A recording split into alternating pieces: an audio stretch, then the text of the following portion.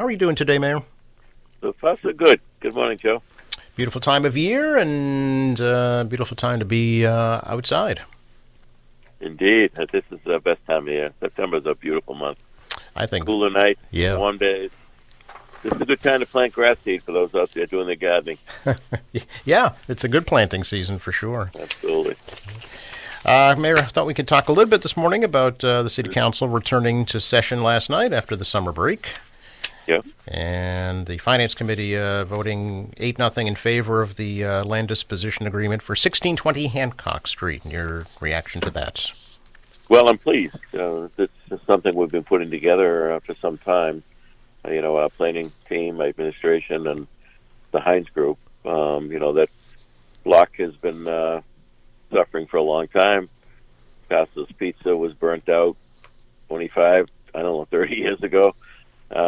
Got paying their taxes. We finally took it, blighted property.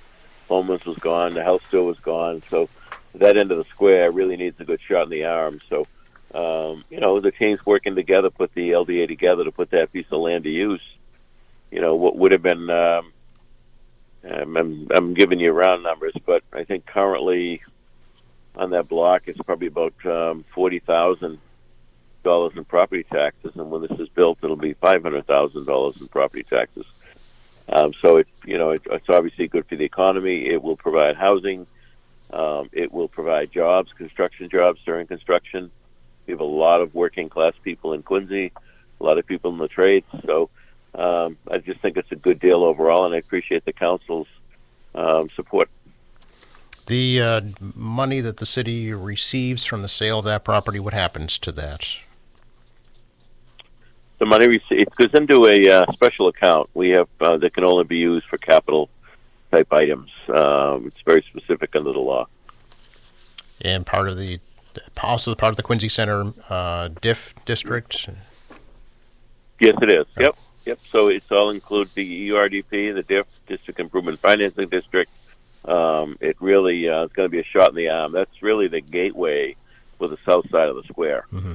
And that's been a little underwhelming for years. So this is very exciting. And the developer is also planning 1630 Hancock Street adjacent to that? Well, it's one building that will cover the land that we disposed of with them, yeah, as well as the old whole health store. I keep calling it Coleman's, but I know. dating too. ourselves. Yes. No, the rest of the block, I don't know the numbers off the top of my head, Okay.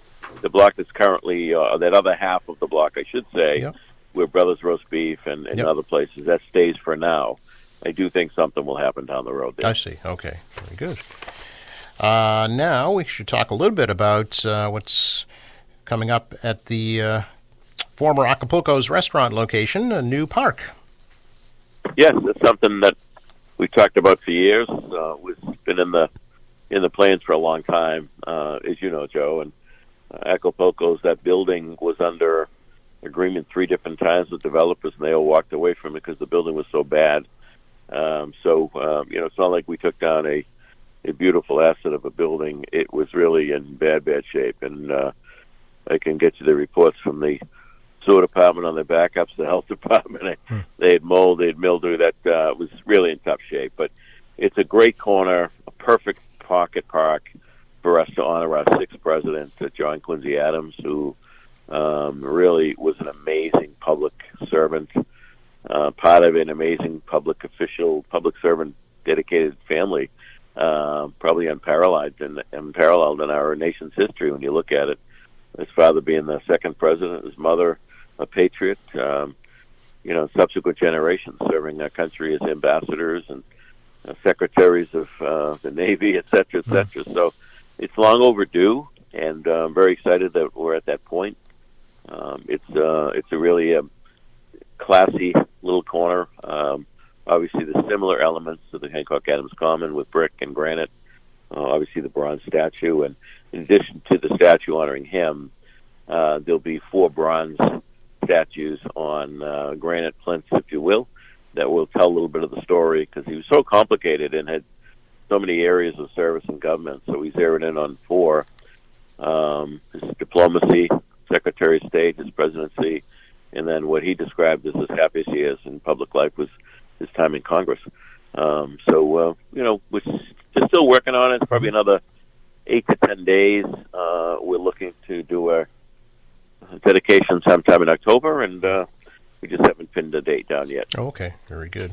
Look forward to that. And of course, unfortunately, poor Louisa Catherine sometimes get passed over, but she was an integral part of his career. Yes, she was, and that'd be. She was. She was clearly. She was a socialite. Everybody loved her.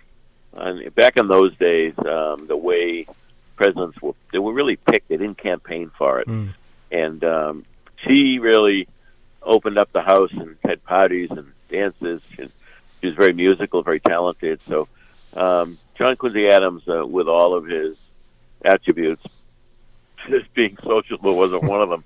And so she really made up for that in a big way, but he loved her. So hopefully at some point we'll address that. I wouldn't put her in the same category as Abigail.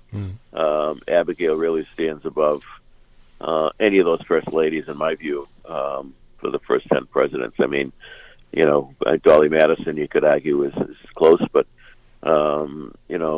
Abigail Adams, just look at her writings and her opinions. It was unheard of at that time for someone of her being a female. I mean, John considered her an equal, but society in those days didn't feel females were equal. So she had a lot to say. John listened, and certainly a lot of what she advised him of, he incorporated into his thinking and his writings. And she was taking care of business here in Quincy at the farm while he's doing his thing, creating the new nation. And, she was at risk. Her family was at risk. A number of the original 56 signers, families were arrested and property seized. And, it was a precarious time. And she held it together, really. So she was remarkable. So Louisa Catherine, yes, a great first lady and very important to John Quincy's career. But she was no Abigail, Abigail really, I think, stands above most. Yeah, to remind folks, too, that the upcoming Heritage Day for the Quincy 400 celebration will talk a lot about that and more historic aspects, too, in places all around the city. Folks should, absolutely. Yeah. I think people forget what we have right in our backyard or our front yard in some cases. So hopefully people will enjoy that day. Mayor, last week, 10 new recruits added to the Quincy Fire Department. Yes, we're trying to keep up with the full complement on the department. And I know we've talked about it here, whether it's the police department or the fire department, Joe. By the time you call for the list, do the background checks, do the interviews, do the physicals, psychologicals, swear them in, go through the academy, training. By the time you get them on a piece of equipment, it's months and months and months. So, with guys constantly retiring, we got to continually fill those positions so that we maintain good levels of manpower in each of the pieces of apparatus. Trucks are no good if there's not enough men on the trucks when they arrive at a scene. Right. So we have a good, solid department. We're well equipped and we're well manned, and I want to keep it that way. Yeah. Any update on that announcement of the chemicals and the protective gear? No, we're waiting to hear on the results of the other batches that we sent out for testing. Right. So we buy, as you just mentioned, we're putting 10 on. So we'd be buying 20 pieces of gear for those guys, 2 sets per.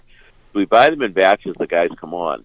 So looking back, there's been several different batches we bought from this company. So we're testing all of those batches. The original test was out of one of the batches, which obviously tested positive, and we're trying to determine whether that was a one-off or it's been consistently contaminated, and that will dictate next move. Okay.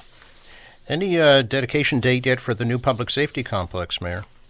No, not yet, Joe. Okay. There's a lot of work still to be done there. And, we're going to need the front yard, if you will, the front lawn area, to have the dedication. So, there's a little ways off yet. So we're hoping sometime in November. Okay. But we're just playing it by ear to watch the construction, and obviously the building will be finished, but the grounds, even if the front area is done, won't be finished until the old station comes down. That's removed, and then that will be finished off on that corner of Southern Artery and C Street. So the entire thing won't be done till probably, when you add all that in, till early next summer or late spring. I see, but they'll They'll be moving in before then, though. Is that right? That's correct. They'll be moving in by November. Okay. Yep. So I know initially it was hoped to be October. So, correct. And finally, Mayor, this coming Thursday, hard to believe, 24 years since the 9/11 terror attacks. It is remarkable when you think about how Yeah. much time has gone by. And the fire department each year, as you know, does a remembrance at the Central Firehouse. A day we shouldn't forget, a day that really changed our country. We're still dealing with the aftermath on that with the world, and really the war on terror. We continue to be vigilant with terrorism around the world as people that despise our way of life, despise our freedoms, and despise this nation that will always look to create havoc for us. So that was a real awakening for us as a nation. And I also say out of bad, good comes out of it, and the incredible outpouring of love and support for the families affected.